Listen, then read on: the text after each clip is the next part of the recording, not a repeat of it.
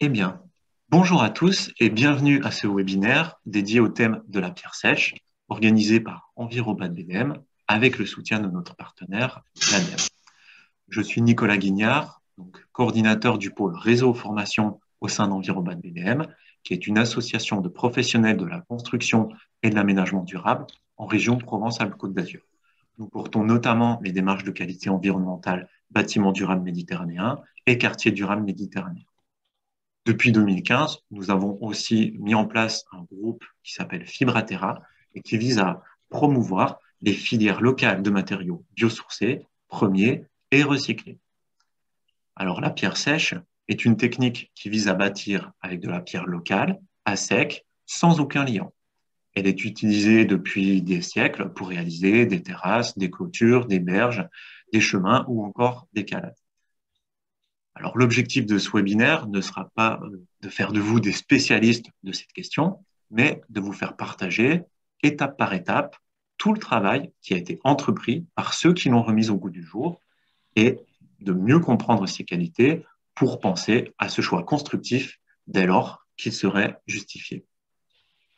Pour traiter de ce thème, nous avons le plaisir d'accueillir aujourd'hui Claire Cornu. Alors, Claire a beaucoup œuvré pour le développement et la reconnaissance de la pierre sèche. Elle est diplômée en architecture et en urbanisme et elle est, entre autres, cofondatrice de la Fédération française des professionnels de la pierre sèche, qui est un réseau pluridisciplinaire qu'elle a initié dès 1999 avec Paul Arnaud. En préparant ce webinaire, Claire me rappelait aussi que la première formation pierre sèche à destination des prescripteurs avait été organisée en PACA à Pierrevert, dans les Alpes de Haute-Provence, en lien avec Envirobat BDM en 2013, donc il y a déjà près de 10 ans. Et nous avons par ailleurs réalisé ensemble une fiche synthétique sur la pierre sèche qui est en lien dans notre centre de ressources Enviroboîte et que je vous partagerai dans le fil de discussion.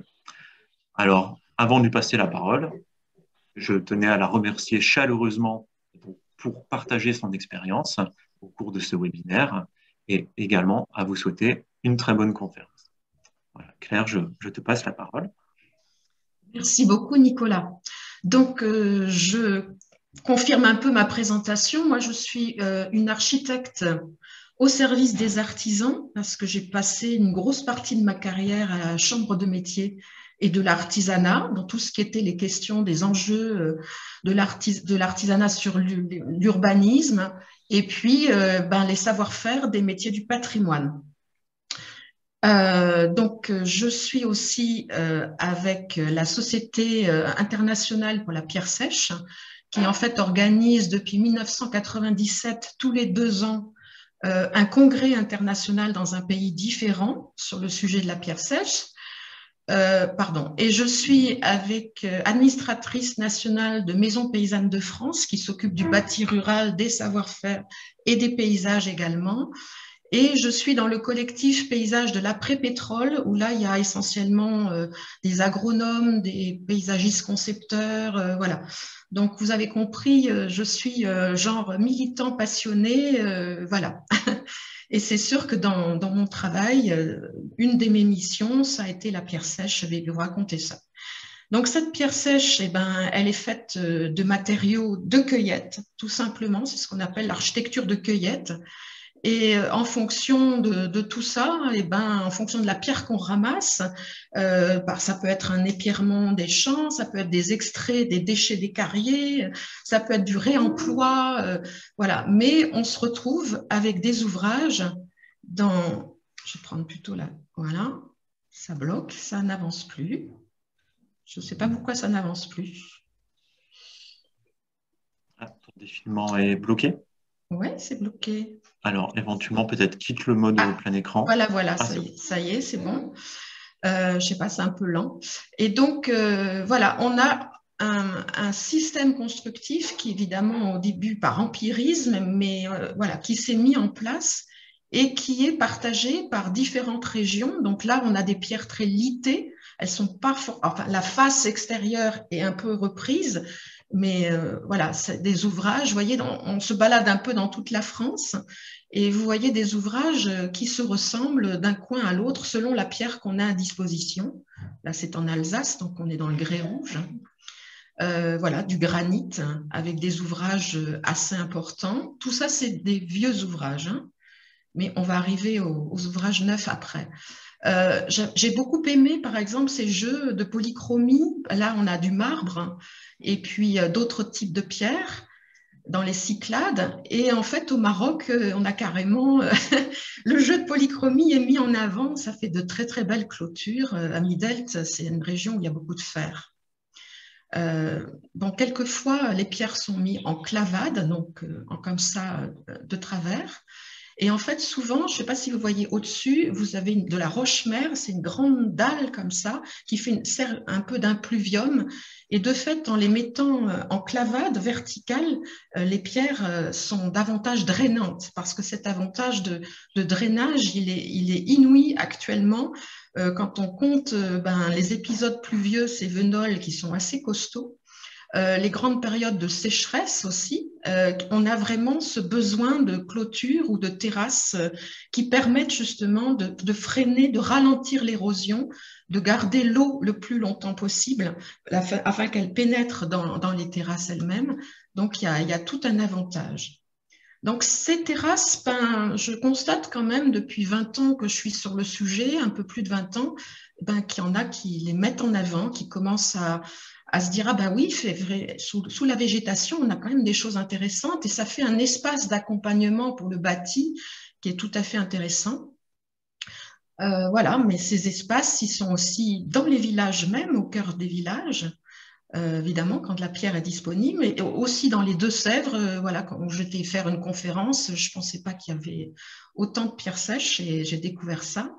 Voilà, ça peut être des clôtures. Donc, en plus, ce système de clôture, elle est très, très similaire à celle qu'on trouve en Angleterre. Voilà. Et puis, le drainage, finalement, là, je vous mets aussi sur les calades, parce que ce sol drainant, c'est complètement intéressant.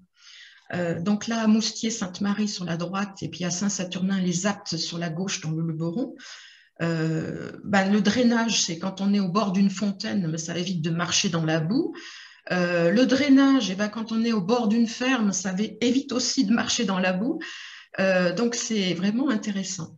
Et puis quand c'est en bord de berge comme ça, il y a comme il y a plein d'interstices, c'est tout un endroit de nidification qui est intéressant. Donc là, au bord d'un petit canal. Et puis là, au bord de la rivière, du fleuve, pardon, Rance, qui se jette entre Dinard et Saint-Malo, dans la Manche ou dans l'océan Atlantique. Je ne sais pas ce que c'est exactement cet endroit-là, comment il s'appelle. En tout cas, voilà, c'est des ouvrages qu'on a en berge de rivière. Et puis, c'est des paysages aussi économiques, hein. Là, on est dans le Salers. Là, c'est le mouton de la montagne de Lure, de mouton de Sisteron. Voilà, on est dans des appellations. Donc, quand j'ai commencé en 83, j'ai travaillé plutôt sur les inventaires, sur faire des expositions, faire des livres, des articles.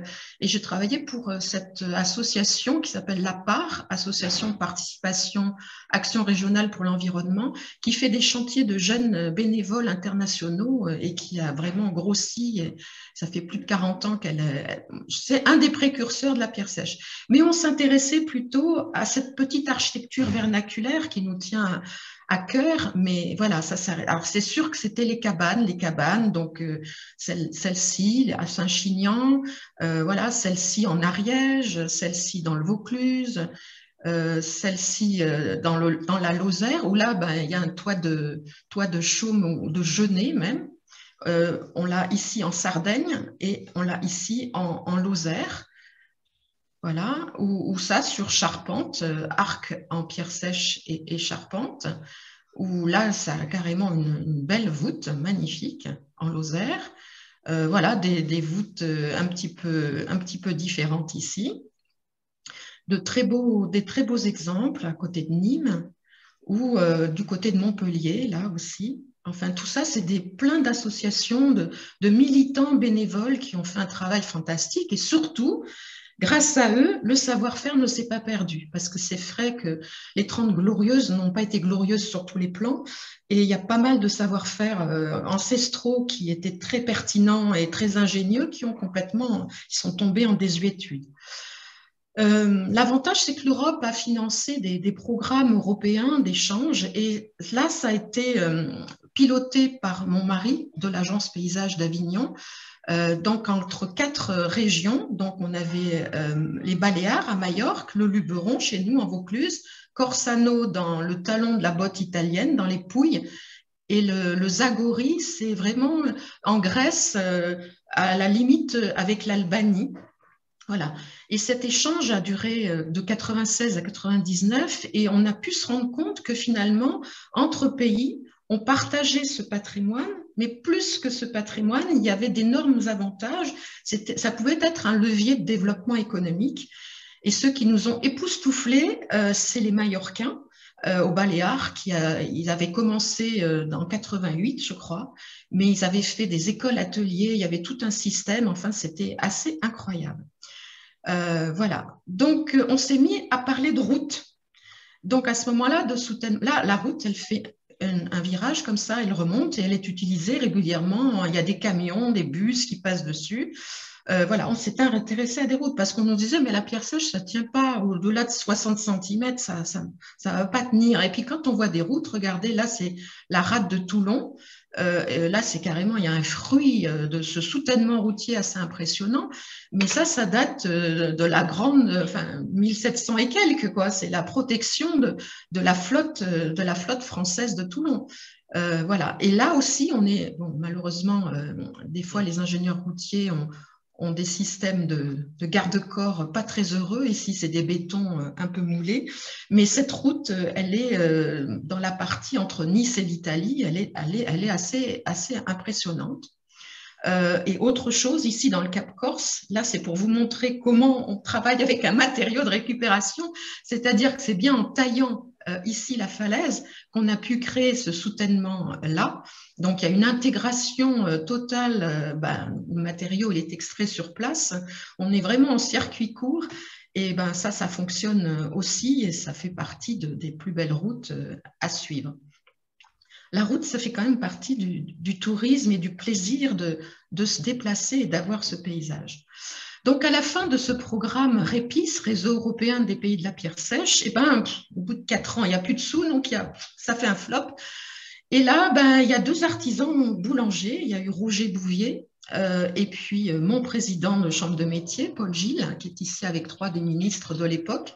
Et c'est eux, entre boulangers, qui ont dit, mais quand même, c'est dommage d'avoir ces paysages, ce patrimoine vernaculaire-là, et que les artisans, ils sont pas là-dedans. On fait venir des jeunes du bout du monde, et puis voilà. Donc, on m'a mis ça dans les mains, on a dit, Claire, puisque tu as connu un peu le programme REPIS, tu as fait quelques ateliers avec eux, voilà, il faut que les artisans se forment. Et j'ai dit, mais il n'y a pas de marché parce qu'il n'y a pas d'écrit, donc il n'y a pas d'assurabilité. S'il n'y a pas d'assurabilité, il n'y a pas de marché public, donc on ne va pas pouvoir développer, il ne faut pas rêver. Donc il faut écrire tout ça. Et puis je me suis dit, mais quel marché? C'est pas les cabanes, les bourris là, qui vont être un marché pour les artisans, ça va pas le faire. Et donc, en cherchant bien, et surtout avec l'aide de mon ami Jean Cabanel, qui a dirigé la mission paysage au ministère de l'Environnement et qui était tout jeune retraité à l'époque, et Jean m'a dit, tu sais, il y a une thèse de doctorat très intéressante de Martine Guiton, qui ensuite a été rappelée par le laboratoire central des ponts et chaussées, et suite aux catastrophes de Nîmes et de Vaison-la-Romaine, elle a étudié en amont le pourquoi, et aussi bien à Nîmes avec le quartier des Garrigues et tous ces enclos et ces terrasses en pierre sèche, qu'à Vaison-la-Romaine.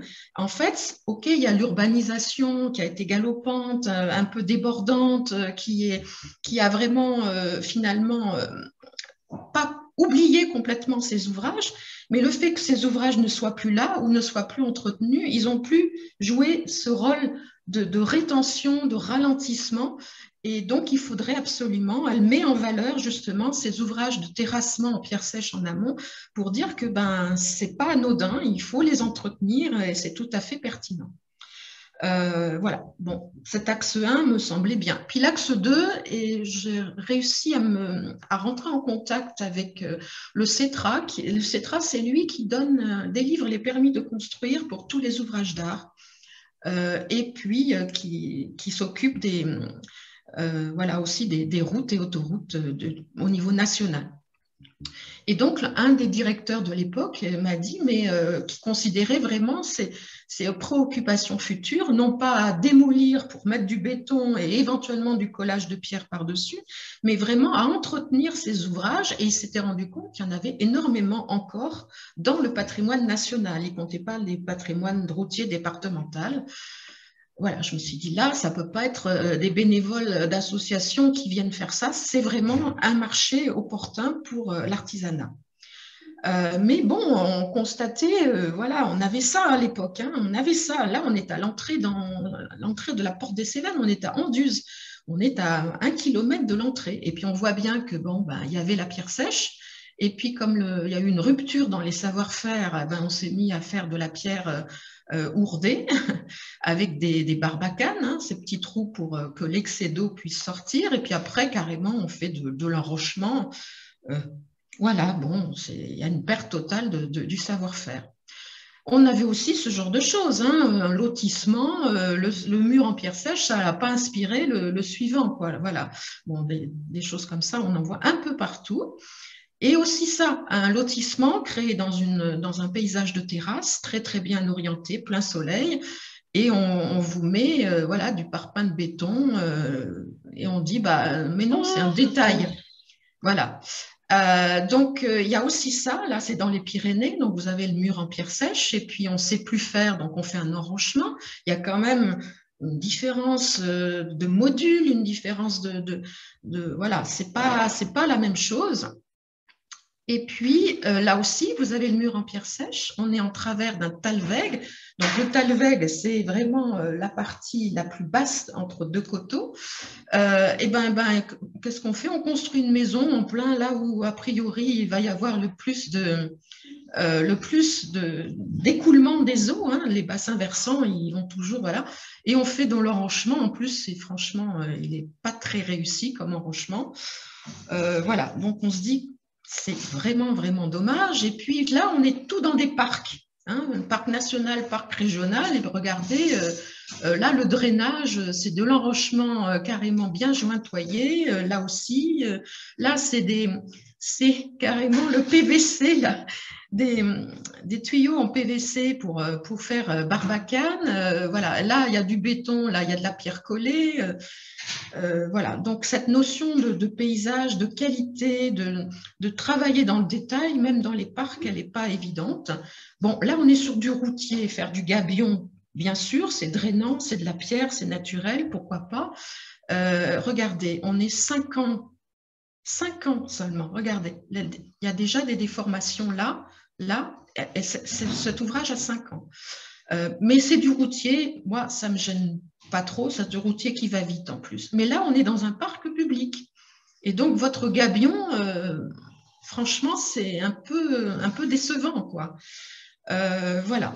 Et puis, là, effectivement, c'est toute cette période où le béton, ça a cette image d'être solide.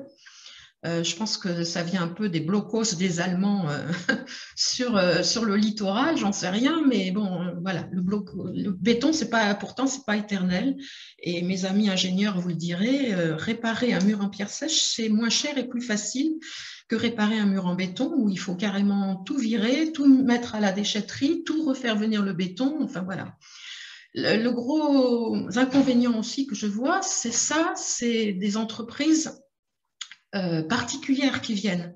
Donc, elles arrivent le temps du chantier, elles vont flanquer votre béton, elles vont coller les pierres dessus parce qu'on est quand même dans un joli petit village et qu'on est, bon, il y a l'ABF qui surveille tout ça.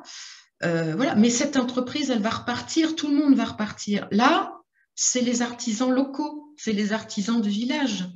Donc, eux, ils vont mettre les enfants à l'école, ils vont consommer à la boulangerie, ils vont participer à la vie du territoire. Donc, ce n'est pas anodin de former les entreprises existantes à ajouter cette savoir-faire à leur panel de services, voire à former des gens qui sont motivés pour être complètement muraillés.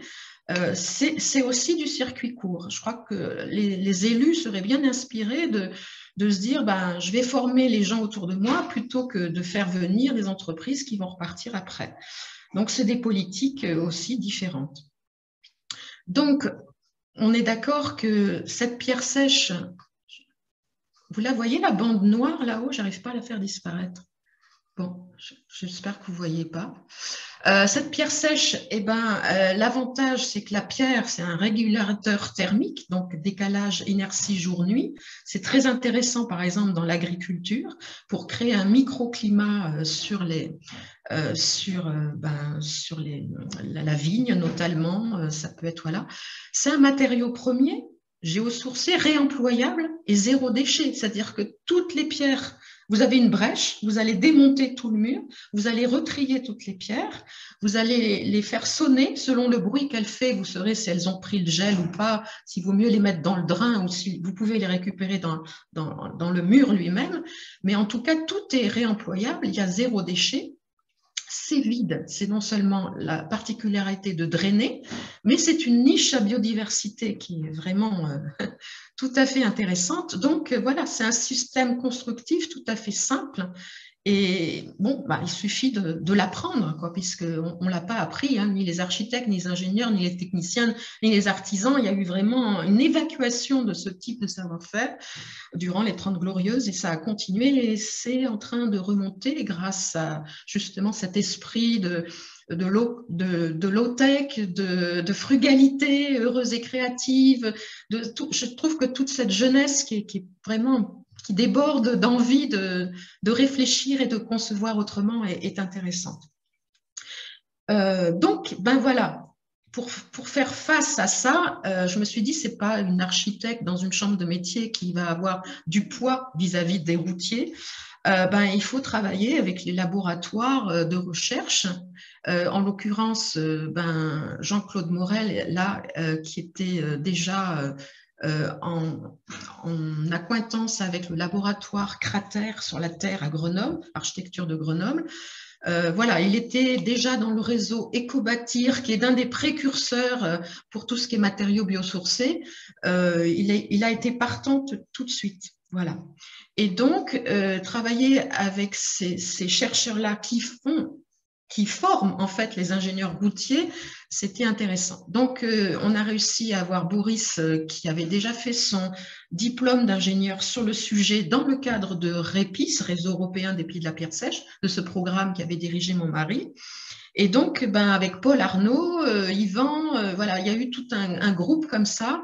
Ben, ça a été beaucoup de bénévolat, mais ben, on a commencé à faire des essais scientifiques.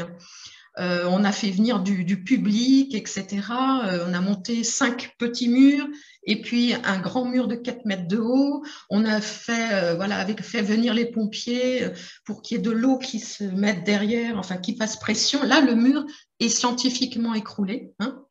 Voilà. Et en tout cas, ben, on était très fiers. À l'époque, il n'y avait pas Internet, les réseaux sociaux, voilà. Mais on a eu une page dans le Moniteur. On était très, très, très contents. On s'est dit, waouh, le Moniteur nous ouvre ses portes, c'est bon signe. Voilà. Donc, le doctorant, il a eu besoin de travailler aussi sur le schiste. Il n'y avait pas de schiste chez nous. Donc, on a fait appel au Parc national des Cévennes. Et donc là, l'association qui venait aussi de se former des artisans bâtisseurs en pierre sèche, et on a continué ces travaux. Parallèlement, il fallait écrire les règles de l'art. Donc ces règles de l'art, il fallait que ce soit les artisans eux-mêmes qui les écrivent. Et donc l'intérêt, c'était aussi que ce ne soit pas une seule main, mais que ça soit écrit à plusieurs mains. Donc il fallait souder un groupe. Donc j'ai, avec Roland, ici, là, qui n'est plus là, il n'est plus de ce monde, mais avec Roland, on a eu l'idée de les inviter à tout un week-end dans les Cévennes. Et on a fait venir vraiment tous ceux qui avaient envie de venir pour qu'ils partagent ben, aussi bien qui se parlent, qui se fassent confiance, parce qu'il y avait besoin d'un groupe de travail pour rédiger ces règles de l'art. Et puis, il y a eu une deuxième thèse de doctorat qui a travaillé sur le granit.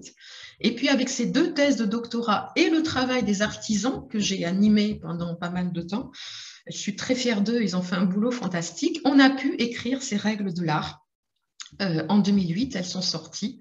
Voilà, avec des abacs de calcul de dimensionnement des profils des ouvrages calculés par les deux thèses de doctorat. Et ça permet justement aux artisans de faire leur devis, parce que les artisans muraillés qui restaient, qui n'avaient quasiment pas, ils n'osaient même pas se montrer, ces artisans, ils avaient besoin d'avoir ces abacs pour se dire, je fais mon devis, j'ai telle hauteur de mur, tel type de pierre, tel type de terre à soutenir, etc. Et ça a été utile pour les prescripteurs, les architectes et tout ça. C'est vraiment un ouvrage de référence. Depuis, ils ont fait aussi les règles pro, parce que les règles pro, ça n'existait pas à l'époque, en 2008, c'est sorti un peu plus tard, et donc ça a été évolué. Il y a plus de 144 abacs avec d'autres pierres, etc. Voilà. Et puis, l'argumentaire que moi, je pouvais avoir, il fallait qu'il soit validé. Et donc là, c'est l'École centrale de Lyon, avec Éric Vincent, qui est chercheur et professeur, qui a fait travailler ses étudiants avec l'association Les Muraillés de Provence, qui ont vraiment sorti un rapport sur l'analyse du cycle de vie. Ça a suivi avec les artisans bâtisseurs en pierre sèche des Cévennes, qui ont comparé un mur en béton, un mur en gabion et un mur en pierre sèche. Et là, ils ont démontré que jusqu'à 4 mètres de haut, économiquement, c'était pertinent de maintenir la pierre sèche. Et puis, c'est finalement ces écoles d'ingénieurs et tout ça, elles se sont complètement pris dans ça. Et donc, on avait travaillé sur l'étude des murs de soutènement qui soutient le talus au-dessus de la route. Et donc, il fallait travailler sur le mur de soutènement qui soutient la route elle-même.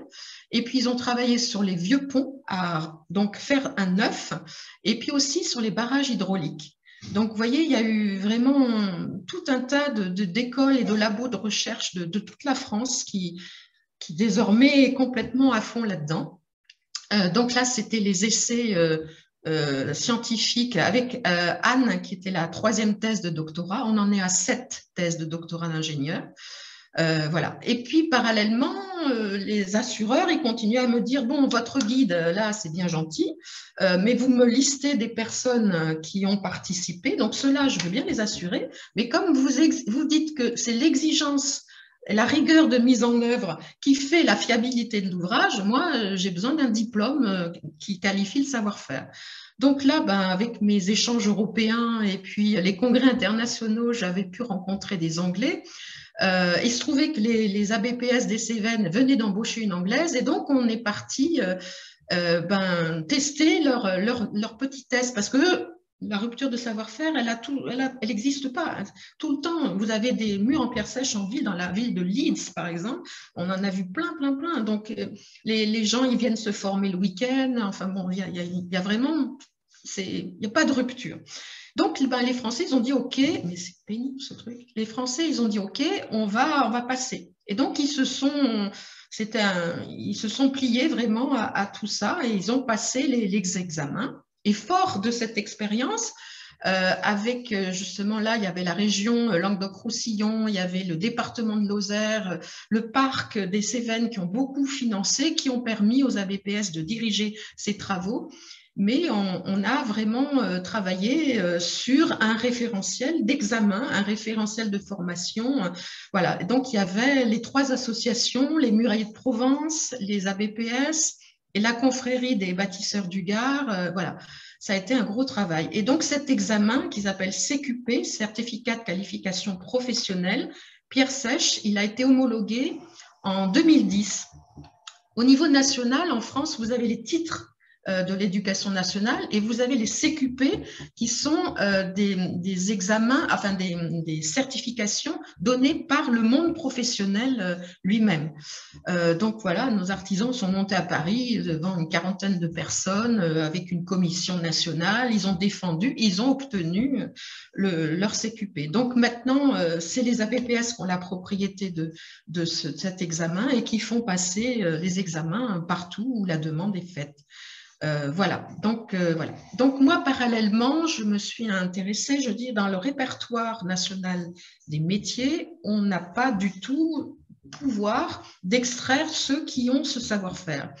Donc, je me suis rapprochée du ministère de la Culture et là, opération séduction, je lui fais rencontrer des murailliers, je lui montre un petit peu tout ça. On a pu obtenir l'inscription en 2010 de murailler au métier d'art rare. Voilà, pardon. Et ensuite, je me suis dit, mais pourquoi pas l'UNESCO? L'UNESCO, depuis 2003, et la France a ratifié ça en 2006, vous avez le patrimoine culturel immatériel. Là-dedans, vous avez les savoir-faire. Et donc, cette candidature UNESCO, j'ai commencé à rassembler du monde en Vaucluse. On était une quarantaine à peu près de France entière. Et puis là, je me suis dit, mais non, il faut proposer à nos amis d'Angleterre, enfin non, les Anglais, ils ne pouvaient pas parce que leur pays n'a pas ratifié, mais les Grecs, etc. Et donc, je leur ai dit, il faut faire une candidature transnationale, etc. Voilà, donc ça a commencé à cogiter. Donc, c'était à partir de 2011. Hein. Et puis là, j'ai pu rencontrer le ministère de l'écologie, le chargé de mission filière verte pour la construction. Et j'ai réussi à le convaincre, ça pouvait rentrer parce qu'ils avaient parlé que de biosourcés, mais j'ai dit il y a aussi les géosourcés, les matériaux premiers, la pierre en fait partie. Voilà, donc ça serait important que vous vous intéressiez, filière verte pour la construction, je trouve que c'est bien. Et là, il m'a dit, mais oui, mais vous êtes finalement un réseau, et donc moi j'ai besoin d'avoir une personne, enfin un chef de file. Donc on a créé la Fédération française des professionnels de la pierre sèche, qui rassemblait les associations, les chercheurs, et la chambre de métier et le parc des Cévennes également. Voilà. Et puis, le ministère a commencé à nous dire, mais oui, mais vous avez maintenant des produits, vous avez des savoirs, il faut les essaimer partout où il y a de la pierre. Donc là, par exemple, c'était en Balagne, en 2015, on a fait vraiment une opération grand public en invitant aussi du monde pour parler de la pierre sèche avec tout le monde qui s'exprime. Il y a vraiment on croise les regards et on en parle. Et il y avait l'idée aussi de former les prescripteurs, architectes, ingénieurs, techniciens, cadres A des collectivités, encadrants techniques de chantier, voilà, des choses comme ça. Et donc, on a commencé, là, 2013, ça a été la première avec Envirobat, mais on en a fait d'autres. Là, c'est avec Marseille, l'école du paysage de Versailles. Voilà, parce que finalement, les artisans nous disaient, mais nous, on arrive à former les autres artisans. On arrive aussi avec le CNFPT à former les catégories C, qui sont les personnes qui entretiennent l'espace autour des villages. Mais le problème, c'est que si la commande ne sait pas ce que c'est, ben, ça ne va pas passer. Donc, on a pu faire ces formations. Il y en a pas mal qui ont été faites partout. Voilà, c'est un peu l'essaimage de ce qu'on a pu faire en formation, en colloque, en semaine de la pierre sèche, enfin pour essayer d'agiter les consciences. Voilà. Et en 2015, j'ai été très contente parce que j'ai réussi à faire inscrire murailler dans la liste nationale des métiers d'art comme spécialité de maçon du patrimoine. Donc, ça confirmait, parce que là, c'est pas que le ministère de la Culture, c'est 3 ministères. Et donc, ça confirmait que maintenant, un artisan qui va s'inscrire à la chambre de métier, il peut être tailleur de pierre, il peut être maçon, mais il peut rajouter murailler et ça entre, en cliquant, on peut le repérer dans la liste. Voilà, ça c'était important. Et puis finalement, mes amis de l'international, on était réunis à Céphalonie, donc en Grèce, en 2016, et on s'est retrouvés avec les représentants de 8 gouvernements. Chypre, Croatie, Espagne, France, Grèce, Italie, Slovénie, Suisse, tous convaincus qu'il fallait faire cette candidature UNESCO. Voilà, donc nous avons été applaudis à ça. Donc vous avez quand même, voilà, le ministère de la Culture, l'ambassadeur qui est juste derrière, voilà. Et depuis, en fait, on a l'Irlande, le Luxembourg, l'Autriche et la Belgique qui vont pas tarder, qui ont fait une demande d'agrégation. Donc, au lieu d'être 8, on va être encore plus de pays là-dedans. Parallèlement, j'ai pu aussi développer la pierre sèche dans la Convention européenne du paysage, et donc là aussi, applaudi à l'unanimité, c'est rentré dans un memento en présentant toutes les valeurs de ces ouvrages. Et maintenant, bon, voilà, les choses sont lancées. Il y a un très beau projet actuellement qui s'appelle Dolmen. Et donc là, c'était un webinaire de, de Gérard. Et donc, par exemple, voilà, pour comparer un mur en béton ici et un mur en pierre sèche, en fait, vous voyez bien qu'en coût, ça va être 15% de plus. Hein, c'est des ouvrages d'une certaine hauteur. Hein, 3 mètres de haut, 10 mètres de long. Hein. Voilà. Mais là, il y a 30% de maîtrise d'œuvre. Là, il y en a 80%. Donc, c'est sûr que là, ça valorise, ça remet l'homme au processus, au cœur du processus de l'acte de construire. En tout cas, c'est tout à fait intéressant. Le réemploi optimal, ça c'est les ingénieurs qui parlent, performance environnementale, investissement dans les emplois locaux et l'économie circulaire du territoire, sobriété d'entretien, robustesse, longévité. Tout ça à condition que ça soit bien mis en œuvre. Voilà, en tout cas, voilà des ouvrages récents, le talus du TGV à Tavel, ça c'est Paul Arnaud. Voilà, ça c'est, bon, vous êtes à Marseille, là, le jardin des migrations. On s'est trouvé que Jean-Louis Knidel m'avait acheté le guide des bonnes pratiques à Lyon peu d'années avant, et quand il a gagné le concours pour ce jardin, il a dit jardin de la Méditerranée, jardin de la migration, la pierre sèche fait partie de tout ça. Donc, il a exigé dans l'appel d'offres, avec le pourcentage de, comment ça s'appelle, la clause insertion, il a exigé qu'il y ait de la pierre sèche. Et donc, ça a été Actavista qui a été désigné, sauf qu'Actavista ne sachant pas faire de la pierre sèche, s'est fait former par les muraillers de Provence. En tout cas, c'est une belle opération qui a reçu les victoires du paysage de 2014. Là aussi, service des routes, vous voyez, maintenant, le service des routes du département de Vaucluse n'hésite pas à faire réparer en vraie pierre sèche. Donc ça, c'est intéressant.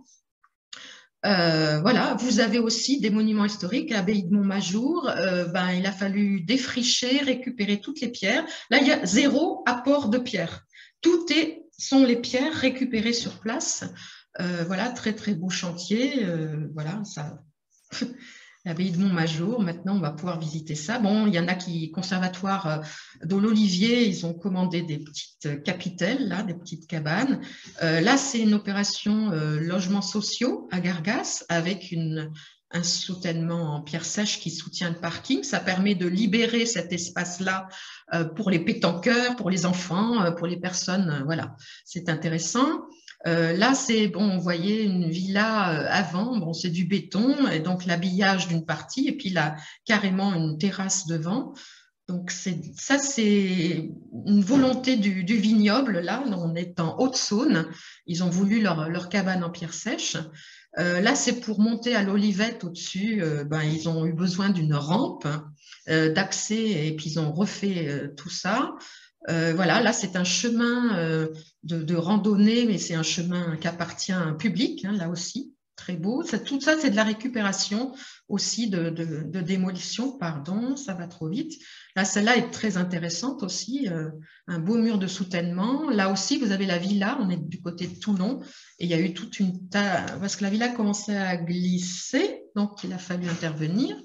Voilà, là aussi, tout ça, c'est neuf. Conçu avec en plus Albert, il a le souci de faire une face de mur qui soit vraiment dans l'art de ces muraillers piémontais qui sont venus à cette époque construire ça. Là aussi, voilà, là on est dans le Gard, à Blauzac, tout ça c'est neuf. Et puis bon, il ne faut pas oublier que Andy Golworthy, qui est un artiste de land art international, là c'est travail avec de l'ardoise, mais beaucoup dans la pierre sèche. Mais il y a des artisans qui, voilà, ça c'était Roland, et il aimait les pierres, il les ramassait quand il y avait des brèches, il faisait des ouvrages comme ça. Il y a des petits clins d'œil aussi quand on travaille avec des artisans qui viennent de Haute-Loire et qui ont de la pierre volcanique, voilà, des choses comme ça. Donc ça, c'est le site internet que le ministère de l'écologie nous a offert en 2016, que j'ai pu mettre en place. Donc vous avez dans ressources la possibilité de commander les règles de l'art, toutes les lectures, vidéos, etc. Voilà. Sachez que vous avez des fiches pratiques qui m'ont été commandées par le ministère. Donc, vous avez la biodiversité, ça vous permet d'avoir des références, et puis le ruissellement, et puis la commande publique, ça peut être intéressant de les mettre dans votre devis. Et voilà, en tout cas, vous avez aussi la chronologie des productions collectives. J'ai commencé en 95. Jusqu'à maintenant, vous avez ce que chacun a fait. C'est vraiment une mutualisation de tout ça. Voilà, je vous remercie. J'écoute. Voilà. Merci beaucoup, Claire. Si tu as terminé, Claudia, on peut revenir Merci beaucoup. Voilà. C'était très riche et très inspirant. Et terminé par des notes aussi un petit peu plus poétiques, esthétiques. Ça donne vraiment envie. Alors voilà, on peut prendre un petit temps de questions. Donc, n'hésitez pas. Voilà. Si certains souhaitent prendre la parole directement, je vous invite à ouvrir votre micro et à prendre la parole. On n'est pas si nombreux que ça. N'hésitez pas à le faire, ou en tout cas à indiquer vos questions dans le fil de discussion. Il y a une main levée là. Laurence. Alors, Laurence, on peut te donner... Voilà, active ton micro. Bonjour, est-ce que vous m'entendez? Oui. Tout à fait. Bonjour, Laurence Rapati, bureau d'études SFT Ingénierie. Écoutez, je vous remercie beaucoup pour votre présentation vraiment très, très intéressante. Nous, on est basé dans le 06. En fait, c'est un sujet qui nous intéresse beaucoup, en fait, à plusieurs titres. J'avais juste une question, enfin une première question à vous poser concernant en fait les artisans qui sont compétents en fait pour arriver à les identifier, à les recenser, voilà, parce qu'on a du mal, enfin j'avoue j'ai du mal à savoir en fait, j'avais entendu parler que dans le 06 il n'y avait plus beaucoup de vrais stanquis, en fait, de personnes en capacité de travailler en pierre sèche, mais je voulais savoir si vous aviez un fichier en fait de coordonnées pour qu'on puisse s'orienter en fait nos maîtres d'ouvrage. Voilà. Merci beaucoup. Alors, effectivement, on a un annuaire sur le site internet. Il y a un annuaire, vous avez la carte de France, vous cliquez sur votre département, ça vous donne les adhérents. Il y a des artisans, il y a des techniciens, des ingénieurs, des architectes, des paysagistes concepteurs, voilà, voire des associations aussi. Alors, effectivement, il n'y a pas tout le monde parce que, vous savez, c'est un petit peu un métier de rebelle aussi. Et souvent, ils ont envie d'être tranquilles parce qu'ils connaissent leur clientèle. Voilà, ils n'ont pas besoin de se... Voilà, c'est un peu comme ça.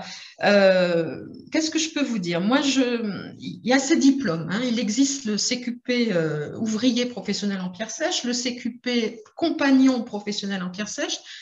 Très prochainement, il va y avoir un titre, donc là, ça va être une autre phase de diplôme, notamment c'est le Gabion qui travaille dessus, mais le coordinateur, c'est un gars de l'Aude, de Batipol de Limoux.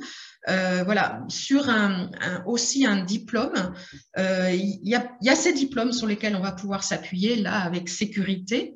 Parce que c'est des choses qui sont sérieuses, des formations sérieuses, c'est pas délivré comme ça. Mais vous avez des gens qui sont pas forcément ces diplômes, mais qui ont une longue et lourde expérience et qui peuvent être tout à fait performants. Mais bon, c'est vrai que c'est comme tous les métiers, un travail, trouver un maçon qui bosse la chaux, le chanvre, les choses comme ça, c'est pas toujours évident non plus. C'est vrai. C'est vrai, mais en tout cas, je vous encouragerai, si vous êtes donneur d'ordre, si vous êtes prescripteur, à suivre une formation, notamment la prochaine, elle est dans le Var, avec le CAIE du Var, elle est à Draguignan, ça dure 2 jours, beaucoup de théorie, avec un ingénieur qui fait partie du réseau, un artisan aussi qui fait partie du réseau, et on essaye de délivrer comme ça vous apprend à faire un CCP, à comprendre les abacs de calcul de dimensionnement et à comprendre à quel moment il faut que vous ayez l'œil pour vérifier que justement le mur soit fait dans les règles de l'art. Donc, c'est important pour vous de pouvoir suivre tout ça et de pouvoir conseiller les communes. Donc, moi, j'encourage vraiment à faire ça. Est-ce que tu peux éventuellement nous communiquer les dates? Tu les connais? Ah oui, tu les as en tête? Oui, c'est début mai. D'accord, on pourra les repartager. Il faut voir le CAIE du Var. Début mai, il fait ça avec la fédération, la FFPPS. Alors, attendez, juin. Je crois que c'est le 4. parce qu'au mois de mai, je vais faire pas mal de conférences. Okay. Non, mais Draguignan, voilà, je crois que c'est le 4 et 5, suivi d'un colloque sur la pierre sèche le 6 et 7. D'accord. Voilà. Merci, il parfait. faut voir le sérieux du Var. Juste, j'avais une autre petite question subsidiaire, sans vouloir trop abuser, Oui. sur l'économie. Parce qu'en fait, nous, ici, ce qui nous est indiqué, c'est parce que vous avez dit, bon, jusqu'à 4 mètres de haut, en fait, c'est économiquement plus pertinent en fait, et plus intéressant de construire en pierre sèche. Et du coup, nous, ici, en fait, c'est pas ce qui est, voilà, c'est pas le message qui est véhiculé. Voilà, on dit qu'en fait, ça coûte beaucoup, beaucoup plus cher, en fait, de construire en pierre sèche. Donc, c'est par rapport à ça. Est-ce que ces analyses que vous avez faites, elles tiennent compte aussi des particularités du sud-est, 0,6, avec des fois des prix de construction qui sont un peu plus élevés? Oui. Est-ce que tu constates des disparités? Voilà, disparité, non, je ne pense pas. Mais c'est sûr que, comme vous montrez le travail de Gérard Viossange, là, un mur en pierre sèche, c'est 80% de main-d'œuvre. En plus, c'est des matériaux nobles. Donc, si vous ne les avez pas déjà sur place, si vous n'en avez pas suffisamment, il faut aller les chercher en carrière, prendre un peu leurs déchets. Enfin, ils n'aiment pas du tout les carriers quand je parle de déchets. Mais enfin, c'est ceux dont ils se servent peu. Voilà, vous avez ce travail-là. Donc, si vous pouvez éviter de payer des pierres en plus, peut-être, mais c'est cher par rapport à quoi? Faut voir que la plupart des gens, ils voient un mur en parpaing et puis éventuellement des collages de petites pierres collées. C'est pas... Voilà. Et puis pour combien de temps?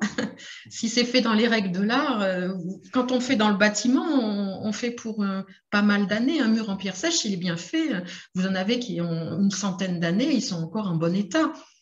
Donc, voilà. C'est sûr que c'est facile de dire c'est trop cher, donc je fais autrement. Voilà, c'est comme quand on achète aussi quelque chose. Voilà. En tout cas, là, Gérard, il a fait vraiment un calcul. Vous pouvez l'interroger lui-même directement si jamais. Je suis peut-être pas au fait de la bonne description de la chose, mais oui, c'est intéressant. Merci beaucoup. Merci. Une question de Léo. Le murailler doit-il être couvert avec une assurance décennale? Et en fonction du type de chantier, voilà, est-ce que c'est nécessaire ou obligatoire? Alors actuellement, ceux qui ont leur CQP sont assurables sur une décennale. Quand on travaille dans les jardins, normalement, ce n'est pas une décennale, c'est un parfait achèvement. Mais quand votre mur il va soutenir la piscine, ça devient une décennale. Voilà. Mais actuellement, c'est ceux qui n'ont pas de problème, c'est ceux qui ont le CQP. D'accord. Est-ce que ces distinctions sont bien indiquées quelque part dans les règles professionnelles ou dans les règles de l'art? Non, c'est l'assureur qui va. De toute façon, quand on demande l'attestation d'assurance, c'est lui qui va vous le dire. Moi, je me posais la question, tu as un petit peu évoqué là justement sur l'origine des pierres. Par rapport aux chantiers que tu connais, est-ce que la plupart du temps, ce sont des pierres de récupération? Tu as montré quelques exemples. Est-ce que sinon, c'est de la cueillette, comme traditionnellement c'était le cas, ou est-ce qu'il y a des pierres qui viennent parfois de carrière? Quel est le cas souvent le plus courant? Alors, par exemple, le talus du TGV à Tavel, ça vient de la carrière de Tavel, juste à côté. Mais c'était complètement créé. Le mur, ça soutient le talus du TGV, donc ça a vraiment été complètement créé à partir de... Voilà. Là c'était pas loin, c'était, je crois, 5 ou 6 kilomètres. Effectivement, il faut être cohérent. Il ne faut pas que la carrière, elle soit à 300 bornes. Là, dans le Vaucluse, nous, on en a pas mal, donc ça ne pose pas de souci. C'est sûr que quand on a un mur vieux, et maintenant avec ces règles de l'art qu'on a mis en place, où c'est pas forcément, parce que des fois les murs paysans qui soutiennent des cultures, c'était une sorte de perret avec un cailloutis derrière. Non, maintenant on fait des murs double face avec vraiment un travail très, très, très résistant. Donc, c'est sûr que ces murs-là, quand on défait toutes les pierres et qu'on les trie et qu'on les rebâtit, par sécurité, on met 30% de pierres neuves en plus dedans. Hein, tout autant qu'il y en a qui ont des fois qui sonnent mal et qui ont pris le gel qu'on va mettre dans le cailloutis derrière, dans le drainage. Voilà, je pense que c'est ça.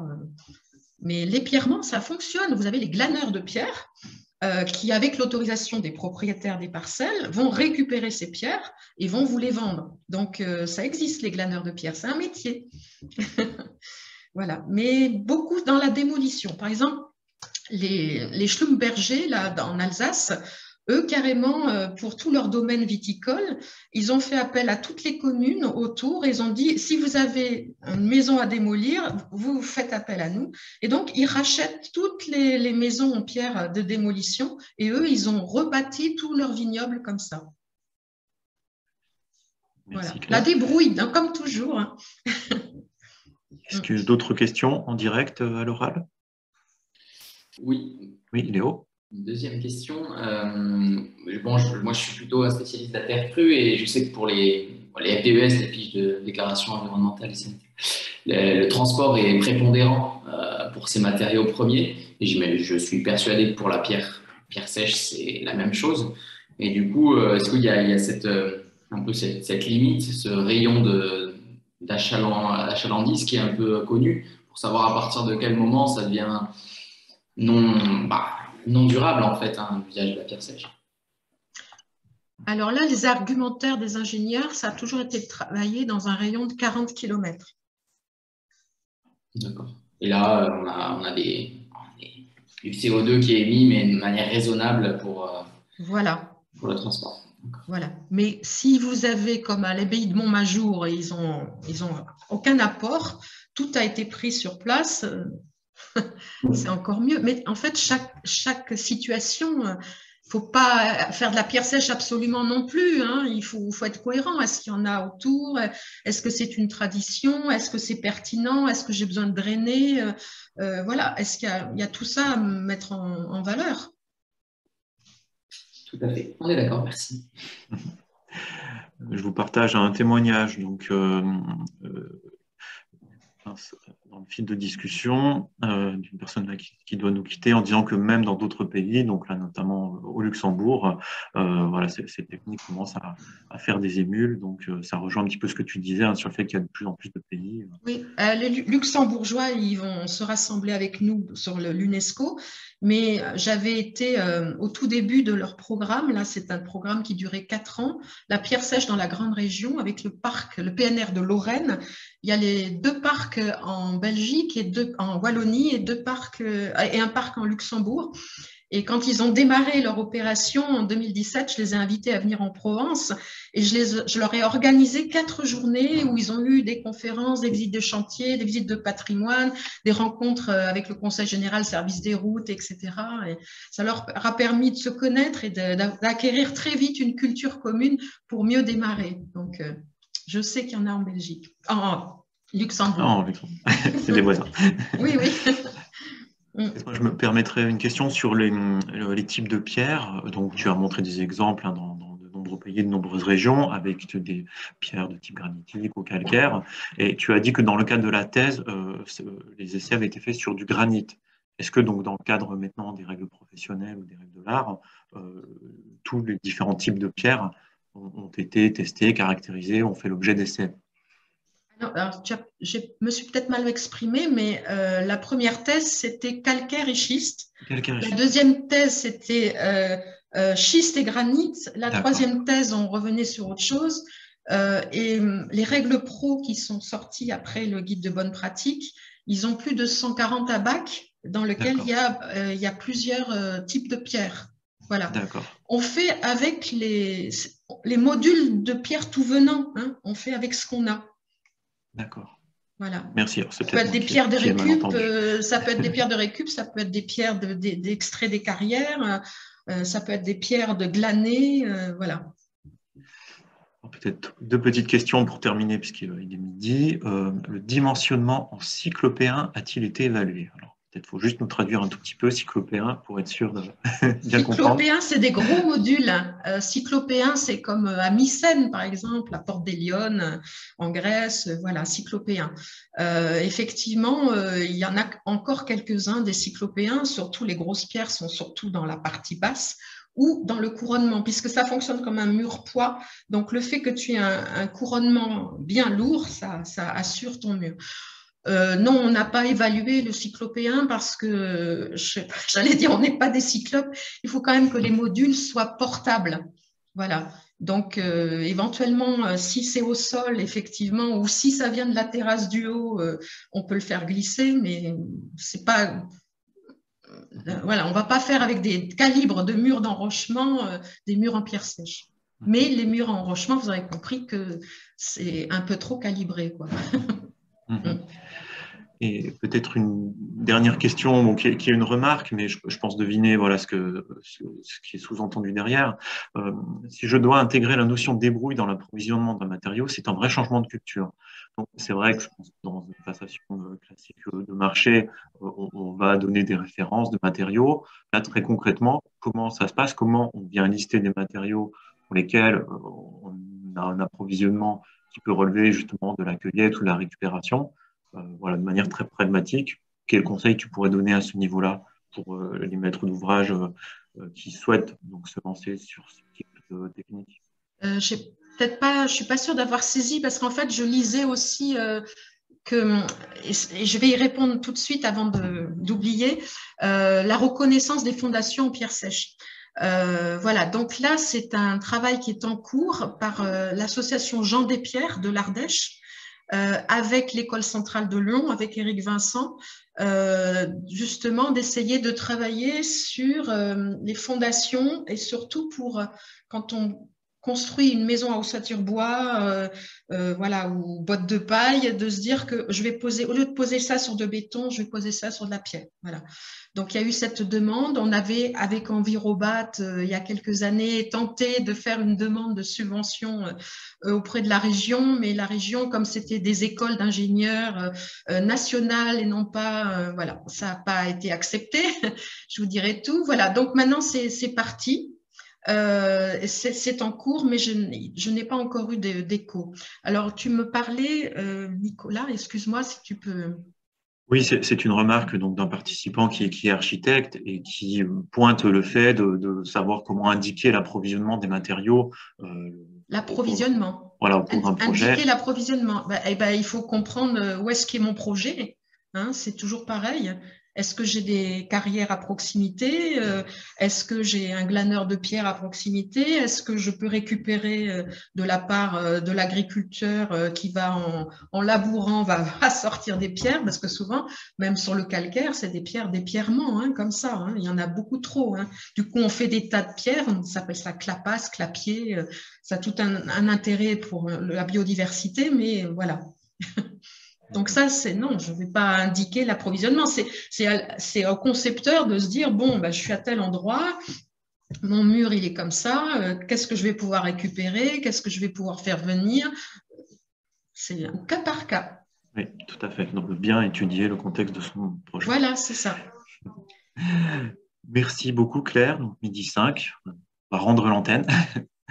Donc, nous reviendrons vers vous alors, pour partager la vidéo lorsqu'elle sera mise en ligne. Merci encore infiniment d'avoir partagé ton expérience et on voit toute l'aventure que ça a été. J'espère voilà, que ce webinaire vous donnera à tous l'envie et un petit peu plus d'éléments pour pouvoir aussi continuer ce travail et ajouter votre pierre à l'édifice. Bon, c'est un petit peu facile. Et donc, merci pour votre participation et vos questions et à suivre pour de prochaines actions ensemble. Oui, voilà, donc prochainement, on sera dans le Var. Après, j'ai aussi dans la baie du Mont-Saint-Michel. Voilà, on bouge un peu partout, mais on partage. Merci. Au revoir. Merci. Bonne continuation à tous et à bientôt.